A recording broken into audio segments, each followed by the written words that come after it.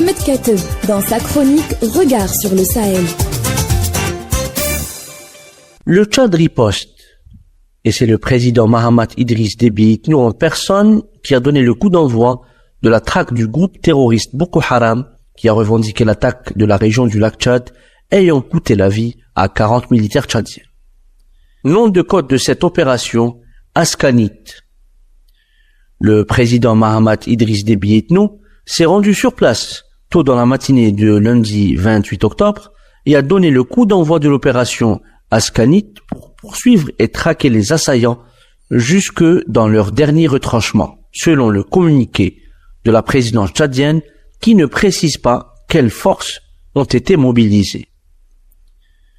Le président tchadien, je cite, tient à rassurer les populations de la zone ainsi que les forces de défense et de sécurité de son engagement indéfectible à défendre et à sécuriser l'ensemble du pays, ajoute le communiqué de la présidence.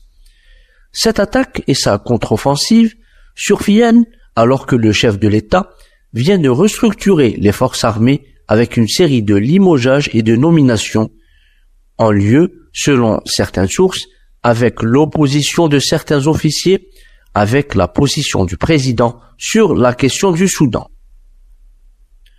Selon des sources locales, une garnison abritant plus de 200 militaires a été prise pour cible par des éléments de Boko Haram dimanche 27 octobre à 22h. Les éléments de Boko Haram ont pris le contrôle de cette garnison, récupéré les armes et brûlé des véhicules équipés d'armes lourdes avant de repartir. Nous avons beaucoup de pertes, mais la situation est sous contrôle et nos forces sont sur place à la poursuite de l'ennemi, a déclaré de son côté le gouverneur de la région du lac.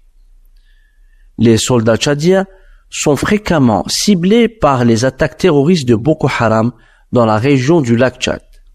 Cette vaste étendue d'eau et de marécages parsemés d'îlots dans l'ouest du pays abrite des combattants du groupe Boko Haram ou de sa branche dissidente l'État islamique en Afrique de l'Ouest.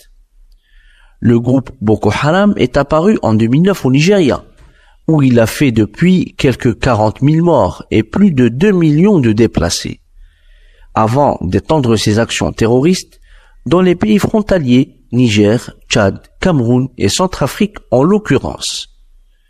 À bientôt pour une nouvelle chronique.